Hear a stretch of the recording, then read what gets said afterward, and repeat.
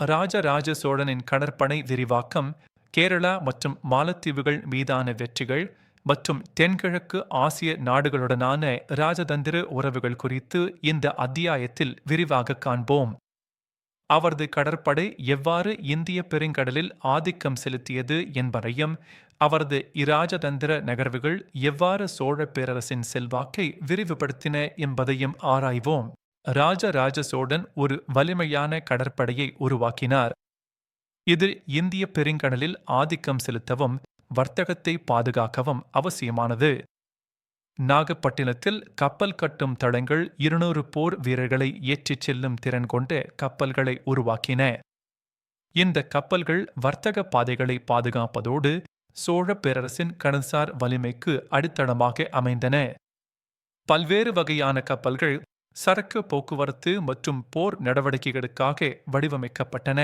கிபி 988 இல் கண்டலூர் சாலை போரில் சேர கடற்படையை அழித்து கேரளாவை வென்றது ஒரு முக்கிய இராணுவ சாதனையாகும். இந்த வெற்றி விழியம் உட்பட கேரளாவின் சில பகுதிகளை சோழப் பேரரசுடன் இணைத்தது. இந்த போர் சோழர்களின் கடல்சார் மேலாதிக்கத்தை உறுதிப்படுத்தியதுடன் சேர மன்னன் பாஸ்கர ரவி வர்மனின் கடற்படையை முழுமையாக முறியடித்தது. கிபி 1000ஆம் ஆண்டளவில் கேரளா முழுமையாக சோழர் கட்டுப்பாட்டின் கீழ் வந்தது. பாண்டிய தலைநகரான மதுரை அழிக்கப்பட்டு வேணாடு, முஷிகா மற்றும் மகோதை போன்ற பகுதிகள் கைப்பற்றப்பட்டன. ராஜராஜ சோழனின் தொடர்ச்சியான வெற்றிகள் தெற்கு திருவிதாங்கூர் பகுதியையும் சோழர் ஆட்சியின் கீழ் கொண்டு வந்தன. இது அவரது பேரரசின் நிலப்பரப்பை மேலும் விரிவுபடுத்தியது.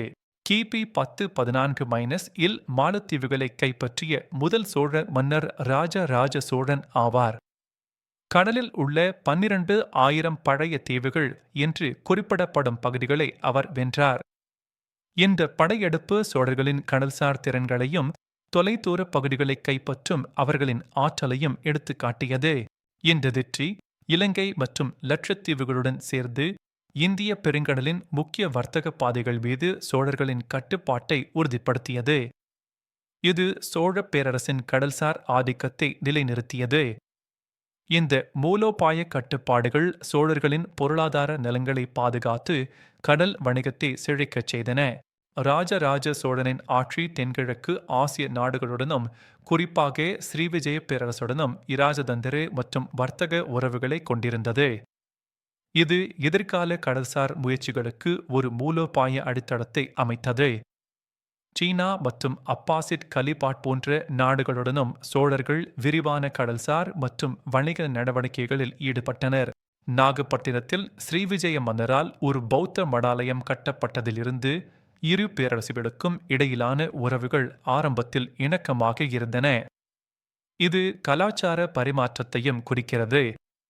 இந்த இராஜதந்திர உறவுகள் சோழ பேரரசின் செல்வாக்கை தென்கிழக்கு ஆசியா வரை விரிவுபடுத்தின. கப்பல் கட்டும் தளங்கள் மற்றும் கோர்கை போன்ற மூலோபாய துறைமுகங்கள் சோழ பேரரசுக்கு இந்திய பெருங்கடலில் அதிகாரத்தை நிலைநாட்ட உதவின. இது ராஜேந்திர சோழனின் எதிர்கால வெற்றிகளுக்கு வழிவகுத்தது.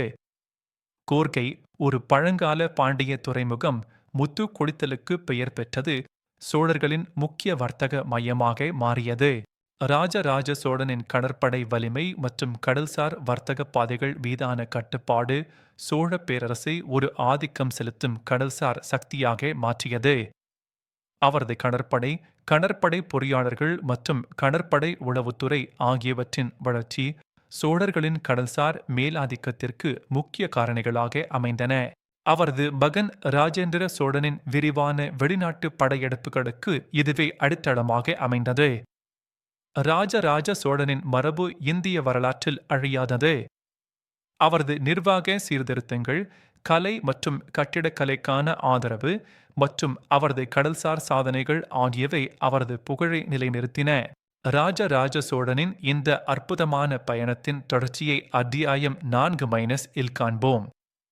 அவரது பேரரசின் மேலும் பல சாதனைகளையும் அவரது வாரிசுகளின் பங்களிப்புகளையும் அடுத்த அத்தியாயத்தில் ஆராய்வோம்.